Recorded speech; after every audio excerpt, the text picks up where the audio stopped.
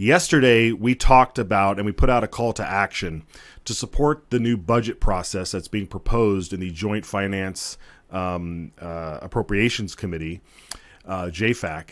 And we put a call out to support Senator Grow and Representative Horman's idea here, which is separating the bills out for more transparency in the budgeting process.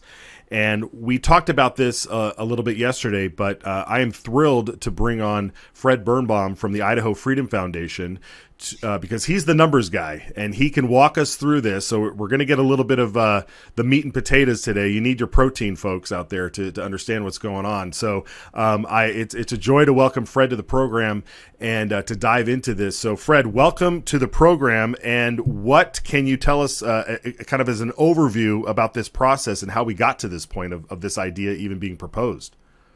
Good morning, Matt, and all your listeners. Thanks for having me. So if you take a step back, and I think if you look at DC, and of course the struggles the Republican members of Congress have in getting any traction on budget cuts at the federal level, everyone has probably heard who follows these things that we now have a 34 trillion with the T national debt. And part of the reason for that is we have a lot of budget dysfunction in DC, meaning it's very easy to grow the budget, but nearly impossible to cut it. And I won't spend too much time on that, but I do want to segue into why that is related somewhat to Idaho. In Idaho, people think, well, we don't have a debt like that, and we don't have budgetary problems, and our process is working very well. We've seen tax cuts, we have a balanced budget.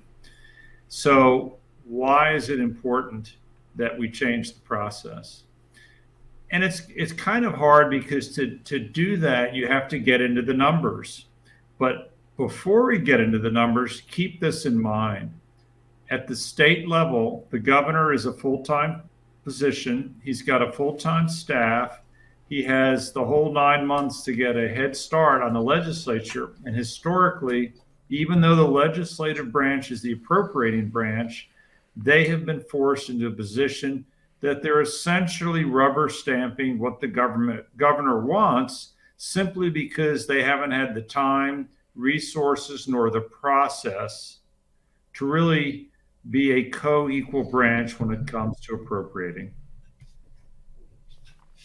Yeah, perfect. Okay, you laid that out really nicely, and I think it brings us a good perspective of where we're coming from here. So when it comes to the transparency aspect of what fiscally conservative and responsible legislators have been trying to do for years is really get into the numbers, you will, and debate these issues, not just in committee, but also on the floor, and where they find themselves in a position that if they vote for or against a particular budget, that even though it may be for just one or two line items, they get pegged with wanting to defund the police or defund education.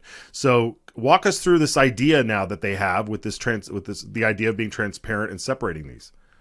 Right. So if you think about how they appropriate money, what this state does is it takes the prior year budget.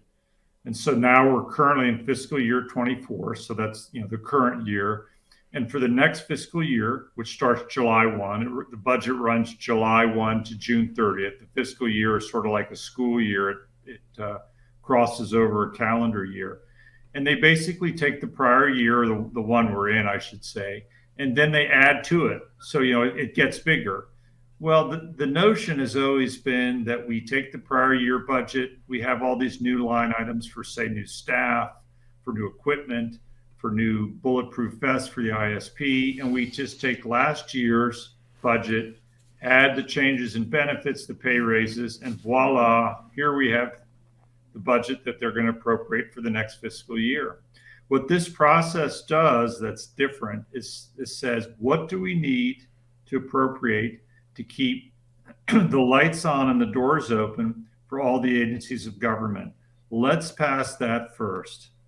And that effectively, if you were to compare it to the prior year's actual appropriation, is a decrease because there was a lot of one-time stuff. So this is what's called the base. What do we need to keep the lights on and the doors open? And that is actually about $1.5 billion less than the governor wants overall. $1.5 billion. Yes, with a B, yeah. And so I can, if you want to pull up some numbers, we can get to that in a minute. So right here, this is a new document. This has never been shown this way before this year.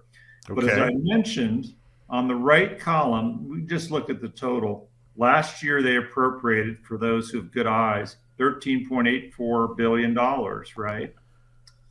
It's on the upper right. That's the original appropriation, all funds last year. And I'll mention that that represents in 4 fiscal years about it's over 50% growth. So the And this is budget, the entire government.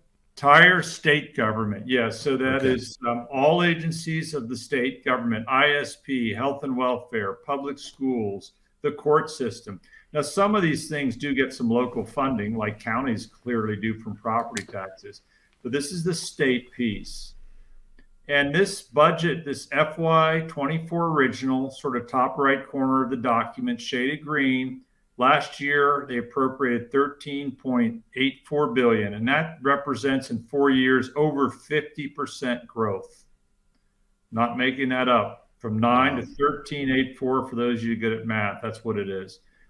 The base, the maintenance piece that you see in the bottom right is 12,138. And so the new process would be, let's vote for the maintenance piece, the 12 billion, and then we can have a separate discussion on all the extra stuff the governor wants. And the governor wants this year, it's around 13.6. What the establishment would prefer the old way, which is, as Matt said, you're either for everything or you're for nothing. It's all up or down. So if you don't agree with the growth, then you're for defunding. Right. And that's not true, because when you vote down a budget, it comes back, generally smaller, not bigger, but usually not by much. But the moderates, the establishment, they all say, well, you voted against this budget and it was a bill for the ISP, therefore you want to defund them, even if you agreed with the base budget, but you didn't feel all the line items were appropriate. There was no process to differentiate. So this process essentially would say, okay, let's get the base maintenance budget out of the way. We'll pass that early in the session. And then every agency has to make its case separately for all the new stuff they want. Okay, great.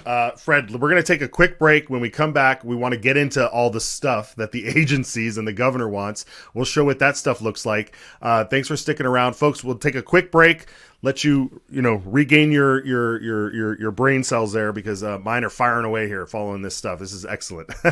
All right, we'll be right back.